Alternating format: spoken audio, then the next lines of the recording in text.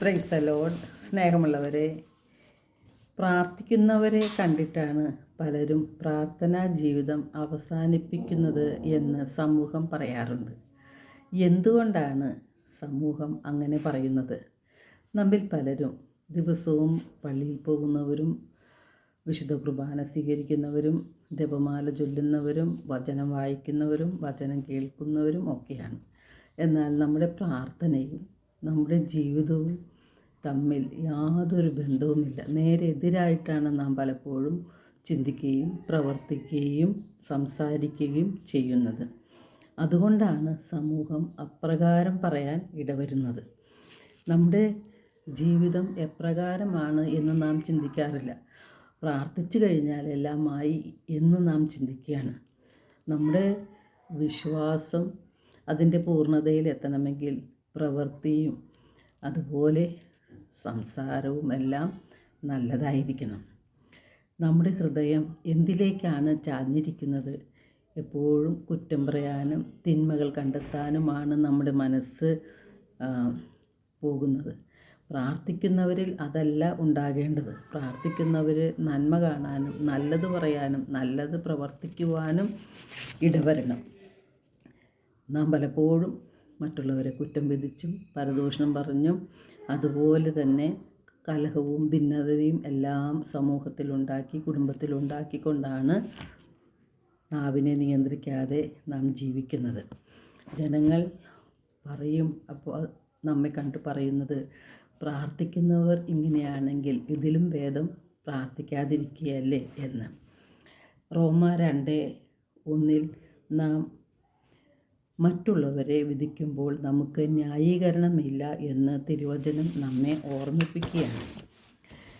യാക്കോബ് 1:26 തിരുവചനം പറയുന്നു, താൻ ഒരു ദൈവഭക്തനാണെന്ന് ഒരുവൻ വിചാരിക്കുകയും തൻ്റെ നാവിനെ നിയന്ത്രിക്കാതിരിക്കുകയും ചെയ്താൽ അവൻ്റെ ഭക്തി വ്യർത്ഥമത്രേ. അതായത് അവൻ കപടഭക്തനാണ് എന്ന് വ്യക്തം. ദൈവഭക്തനായ ഒരു മനുഷ്യൻ തൻ്റെ നാവിനെ നിയന്ത്രിക്കും. വിവേകത്തോടെ മാത്രമേ സംസാരിക്കുകയുള്ളൂ, പ്രവർത്തിക്കുകയുള്ളൂ. സങ്കീർത്തനം 34:13 സങ്കീർത്തകൻ പറയുന്നു, തിന്മയിൽ നിന്ന് നാവിനെയും വ്യാജഭാഷണത്തിൽ നിന്ന് അധരങ്ങളെയും സൂക്ഷിച്ചുകൊള്ളുവിൻ എന്ന്. യേശു പറയുന്നുണ്ട്, ഇവർ അധരം കൊണ്ട് എന്നെ സ്തുതിക്കുന്നു, എന്നാൽ ഇവരുടെ ഹൃദയം എന്നിൽ നിന്നും വളരെ അകലെയാണ്. ഹൃദയത്തിൻ്റെ നിറവിൽ നിന്നാണ് അധരം സംസാരിക്കുന്നത്. നമ്മുടെ ഹൃദയത്തിൽ നന്മയുണ്ടെങ്കിൽ, യേശുവുണ്ടെങ്കിൽ നല്ലത് കാണാനും നല്ലത് പറയുവാനും നമുക്ക് സാധിക്കും. നമ്മുടെ പ്രാർത്ഥനയും നമ്മുടെ ജീവിതവും യേശുവിലേക്ക് മറ്റുള്ളവരെ നയിക്കുന്നതായിരിക്കണം. അപ്പോഴാണ് നാം സുവിശേഷമാകുന്നവരും സുവിശേഷമേകുന്നവരുമായി മാറുന്നത്. മനുഷ്യരുടെ മുൻപിൽ എന്നെ ഏറ്റുപറയുന്നവന് സ്വർഗ്ഗസ്ഥനായ പിതാവിൻ്റെ മുൻപിൽ ഞാനും ഏറ്റുപറയും എന്ന് യേശു പറഞ്ഞിട്ടുണ്ട്. പ്രാർത്ഥിക്കുന്നവരായ നമ്മുടെ ഹൃദയത്തിൽ അസൂയയും അഹങ്കാരവും വിദ്വേഷവും വെറുപ്പും നാം സൂക്ഷിക്കുന്നുണ്ട്. ഇതെല്ലാം നമ്മെ അശുദ്ധരാക്കുകയാണ് ചെയ്യുന്നത്. എന്താണ് അപ്പോൾ നാം ചെയ്യേണ്ടത്?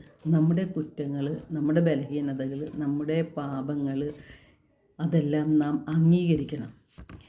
അതിനുശേഷം അവയെല്ലാം ദൈവത്തിന് സമർപ്പിക്കുകയാണെങ്കിൽ യേശു നമ്മുടെ ബലഹീനതകളെല്ലാം ഏറ്റെടുത്ത് വിശുദ്ധീകരിച്ച് നമ്മുടെ നാവിനെയും നമ്മുടെ ഹൃദയത്തെയും ദൈവത്തിൻ്റെ പ്രീതികരമായ അവസ്ഥയിലേക്ക് എത്തിക്കും. അശുദ്ധമായ ഹൃദയത്തോടെ നാം വിശുദ്ധ കുർബാന സ്വീകരിക്കുമ്പോൾ നമ്മിൽ തിന്മയുടെ ശക്തിയാണ് പ്രവേശിക്കുന്നത് എന്ന് പലപ്പോഴും നാം അറിയാറില്ല.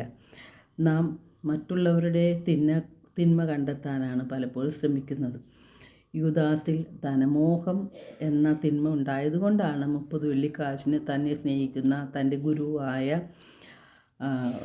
യേശുവിനെ ഒറ്റിക്കൊടുക്കുവാനായിട്ട് യൂദാസ് ശ്രമിച്ചത്. തന്നെയുമല്ല, ഒറ്റിക്കൊടുക്കുകയും ചെയ്തു.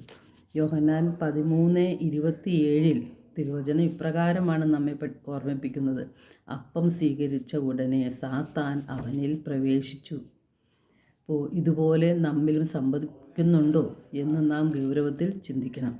നാം പള്ളിയിലെ പ്രാർത്ഥനയെല്ലാം കഴിഞ്ഞ് കുടുംബത്തിൽ കലഹവും ബഹളവും കുറ്റം വിധിയുമൊക്കെ ആണെങ്കിൽ, ദൈവസ്നേഹമോ പരസ്നേഹമോ നമ്മിലില്ലെങ്കിൽ നമുക്കും നമ്മുടെ ഉള്ളിൽ പ്രവേശിക്കുന്നത് തിന്മയുടെ ശക്തിയാണെന്നുള്ളൊരു തിരിച്ചറിവാണ് നമുക്ക് വേണ്ടത്. നമ്മുടെ ചിന്തകളും വാക്കുകളും പ്രവൃത്തികളും വഴി മറ്റുള്ളവരെ യേശുവിലേക്ക് അടുപ്പിക്കുകയാണ് നാം ചെയ്യേണ്ടത്.